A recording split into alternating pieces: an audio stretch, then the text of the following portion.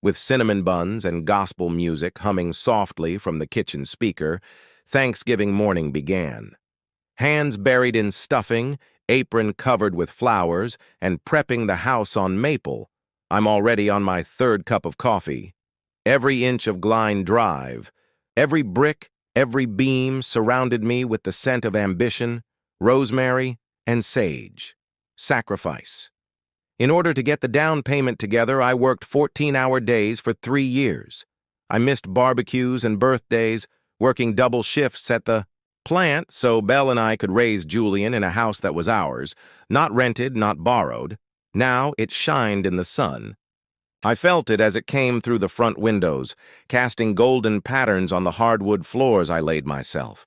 The dining table, which I'd spent the last week perfecting, looked like a magazine spread. Handmade name cards, a dried wheat centerpiece, cut from textured cardstock and orange peels like the ones I saw in that YouTube tutorial. Candles of varying heights, slick linen napkins instead of paper ones. I brought out the wine glasses we'd gotten as a wedding present, never used until now. This wasn't just supper. It was a declaration of our family's oneness. Belle had been silent all morning, said she was exhausted. I chalked it up to nerves. Holidays were always delicate, trying to balance schedules and tempers. Considering Aunt Jules's constant criticism of everyone's life decisions, I still made an effort. I joked about my uneven pumpkin pie while I struggled to zip Julian's corduroy vest. By midday, her eyes barely touched mine. As I arranged the appetizers, stuffed mushrooms, cheese board, and deviled eggs, I caught myself glancing at the front door. I'd developed the habit of waiting for something to go wrong, but I dismissed it. This time would be different. My house, my table, all I wanted was peace and treasured memories. I paired a burgundy shirt with pressed slacks and polished loafers. Not because I was told to, but because appearance mattered, especially when you were the man who built the house. Exhausted or not, I wanted things to feel special. Julian helped set the kids' table, humming one of those little tunes he made up while working, tongue sticking out in concentration. "Does this look good, Dad?" he asked, tilting his head as he lined up the juice boxes. I grinned. I heard Belle upstairs stroke his hair and say, "Perfect, champ, just like you." She looked stunning as she came down the stairs. Cranberry dress, gold jewelry, heels clicking against the hardwood. For a moment, I thought we were back in the early days. She glanced past me toward the window, and I lost myself in her gaze. But it vanished like smoke. I reminded myself not to think too much. The doorbell rang. Exactly 2:00 p.m., and that's when the unraveling began. I smiled wide as I opened the door. Belle's mother, Chorus, always knew how to make you feel welcomed. Entered the room like she owned it. Even though it was 60°C, her perfume filled the space like an unwanted guest, the smile on her face more critical than joyful. "Very rustic," she said, glancing around. I resisted the urge to reply. Maya, Darius's new girlfriend, I think, smiled politely as they entered. He didn't even try to greet Aunt Jules, already complaining about traffic and how stupid GPS is. Then came my sister, Den, my anchor, and her husband, Marcus, holding a bottle of wine that cost more than my suit. I played host, poured drinks, tried to ignore the constriction in my chest whenever Chorus made one of those off-mark jokes, laughed when they weren't funny. Belle floated through the house like a ghost in a different dimension.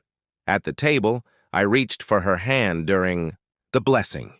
She took it, out of duty, not affection. Julian's fingers were limp in my cold palm. Still, I led the prayer, thanking God for second chances, for family, health, and a roof over our heads. But something in the air had shifted. Julian laughed at something Marcus said. Belle corrected me when I poured the wine. Chorus picked at her meal like it offended her. Every time I mispronounced Mia's name, I felt like a stranger at my own table. But I carried on. Because that's what men like me do. We build. We endure. We shoulder the burden of unappreciated gratitude. I looked around, searching for something that felt real. But I was just another fool, clinging to the happy man's script. The house I built, it felt like a stage. Thanksgiving wouldn't be remembered for the turkey. It would be remembered for the silence. I felt it, that subtle drop in temperature. Not from the thermostat, but from something deeper. Chorus glided through the living room like a judgmental draft.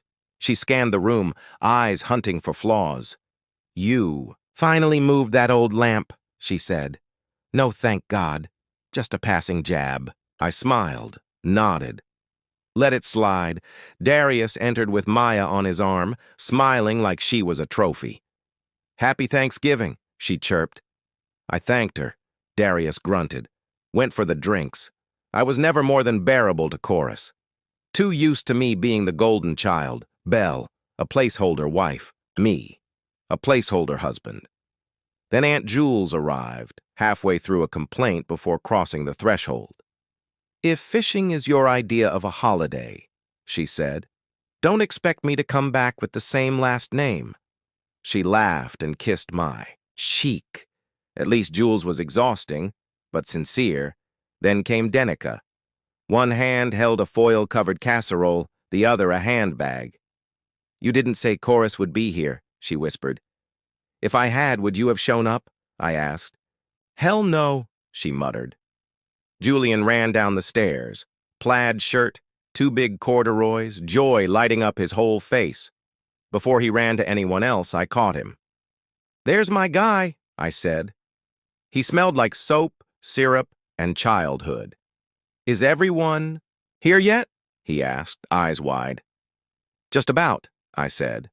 "Ready for the big feast?" He nodded so hard I worried his head might fall off. I went back to the kitchen to carve. Belle hadn't said much, except to instruct which dish to keep warm. She moved with precision, as if preparing for a client, not greeting family. Denica brushed past me, her glance sliding over mine. "You good?" she asked from the hallway, sipping. "Wine. Your mother-in-law's been here 10 minutes and already insulted the mashed potatoes," she smirked. We laughed. When the timer chimed, the roast was done. I plated everything with the care of a man hoping presentation could mask the cracks. "Time to eat," I called. Chairs scraped. Conversations overlapped. Darius was already on his second glass. Chorus took the head of the table. Belle barely looked at Julian when I pulled her chair. He smiled, sat next to me. "Can I do the prayer this time?" My heart thudded. "Go for it, buddy," I said. He clasped his little hands and bowed. "Thank you. God, for the food. My dad who made the yams, green beans, pie, stuffing, potatoes, and turkey." Belle forced a smile for the guests.